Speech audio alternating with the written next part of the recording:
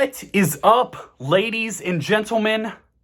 But most of all, you ladies out there, thanks for clicking on another episode of Break the Silence. I am your host, Cyborg, and I am pumped to be here right now. We got a banger for you today. We're talking a little Deandre Ayton.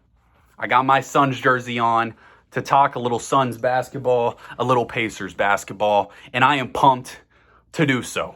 First, before we get into it, please take a second to like and subscribe to the channel. We just soared past 200 subscribers and we're headed for 3. When we hit 300 subscribers, I will be dropping my top 50 current NBA players.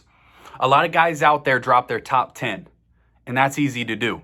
So I went through and I ranked the top 50 NBA players, and I'm going to have stats. I'm going to have everything to back up my positions, and I'm pumped for that project to be released because I've been working hard on it, and we're going to release it as soon as we hit 300 subscribers. So please take a second to like and subscribe. I worked a 10-hour shift today, didn't get a lunch break, didn't eat, haven't eaten dinner, but I'm here grinding because this is what I'm about.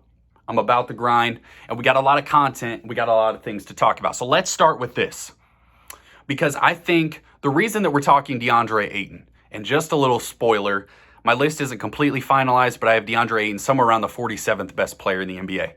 But the reason that I think this topic is fascinating, and you might say, why are you making a video about the 47th best player in the NBA? The reason is because I think the more important part of this topic is talking about the devaluing of the NBA center position. It's truly the running back of the NBA. We've seen massive devaluing in the NFL running back because you can get a solid player in the third, fourth rounds, a solid NFL running back in the third, fourth rounds, and they don't last very long as a solid player. So when you're looking at the center, similar things. You can get a solid center that you're not paying top dollar to. And that's what I think is going to be so fascinating about this topic. But let's start with this. There have been 5 awful decisions in the past decade, and I rank these as my top 5 worst decisions.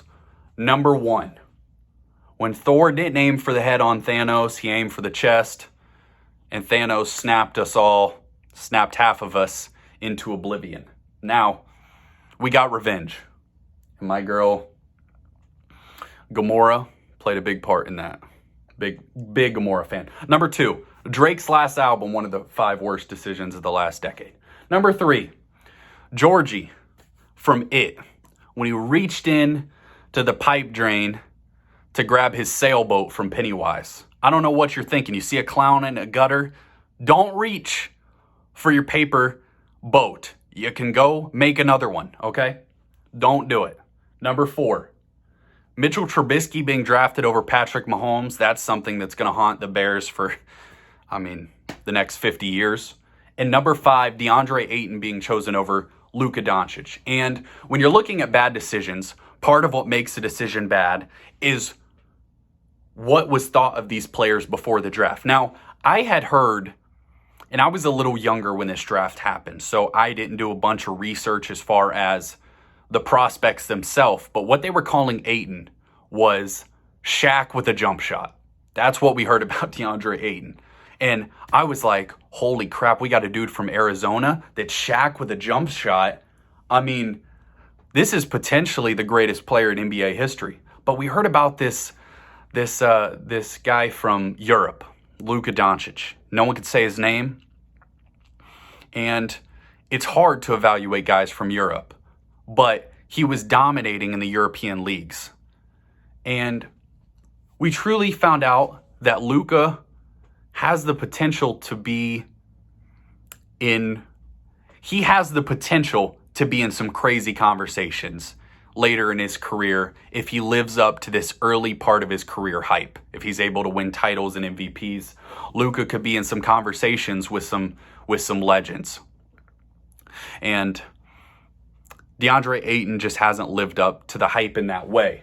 Now, when you're looking at the NBA center position, the problem with a guy like Deandre Ayton is not that he's a bad player, and Not that some of these guys are better than him, but when you look at DeAndre Ayton last year, he averaged 17.2 points, 10.2 rebounds, and 0.7 blocks on 63.4% shooting. If your contract, if you're the Pacers that they offered him, is 4 years, $133 million, comes to about $33.25 million a year.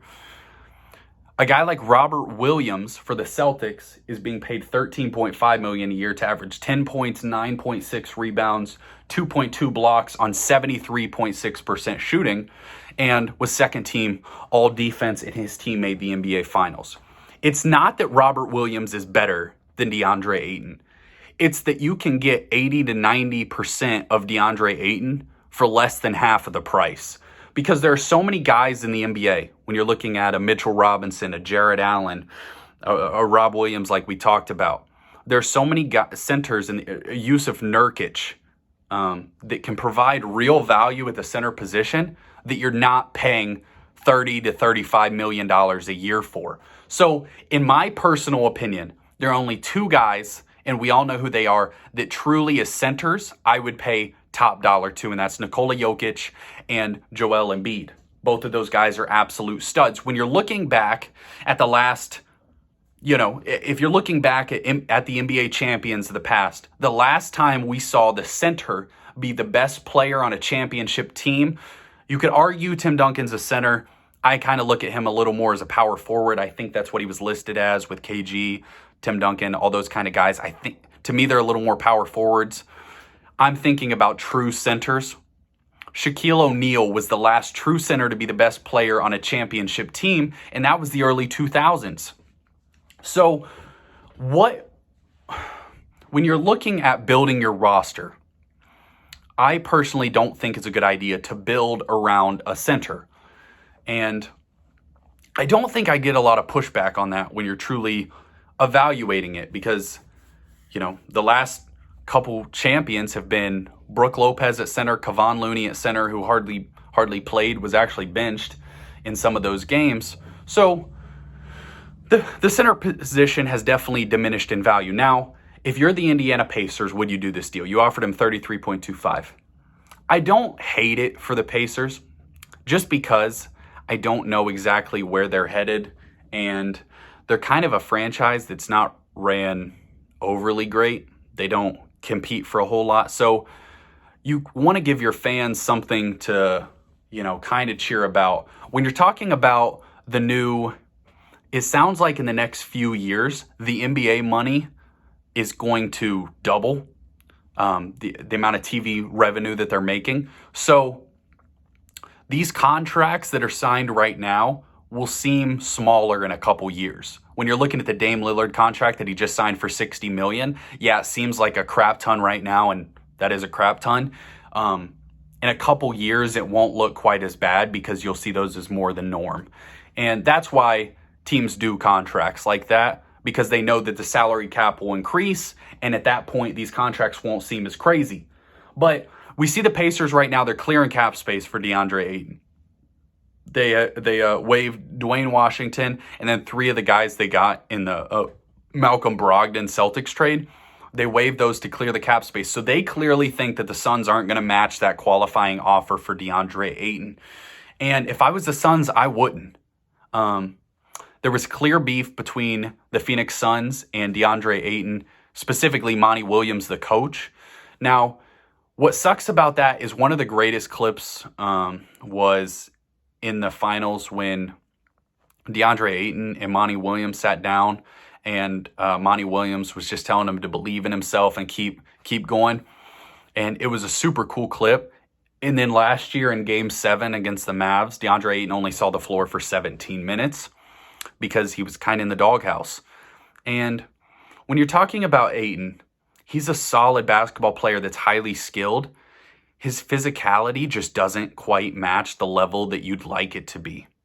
And that's the reason he never turned into Shaq with a jump shot like we were calling him. Shaq was truly so physical. And even you got guys in the NBA that are very physical today. Giannis is a very physical basketball player. Embiid is at times. He likes his jump shot a lot, but at times can be very physically dominant. Deandre Ayton never really used that to his advantage. He's obviously very skilled, but when you're talking about being 7 feet, you have to use your physical advantages to truly become that dominating player that you could be. So if I'm the Suns, I'm not matching that. Now, the other aspect of this that's interesting is that means that the Suns are going to be out of the Kevin Durant sweepstakes, I believe, because I think that would have been part of the trade for Kevin Durant would have had to been DeAndre Ayton, because at this point your assets are Mikal Bridges, Cameron Johnson, and picks. I don't know that that's enough to get Kevin Durant. So I think this officially, as of now, DeAndre Ayton hasn't officially been signed to the Pacers. The Suns still have a chance to match in the next 48 hours. My guess is that they won't. It sounds like the Pacers don't think they will. But this means that the Suns are out of the Kevin Durant sweepstakes. So many layers in this, and that's why I sat here and I talked about DeAndre Ayton for the last 11 minutes, because there are so many interesting aspects when you're looking at the center position and how it's changed, what this means for the Suns, Pacers, and actually what it means for Kevin Durant as well. We won't see Kevin Durant in Phoenix because now they almost have no trade packages that would intrigue Brooklyn. But that's all I got for you today. Please take a second to like and subscribe to the channel. We're going to keep growing, like I said. Cyborg out.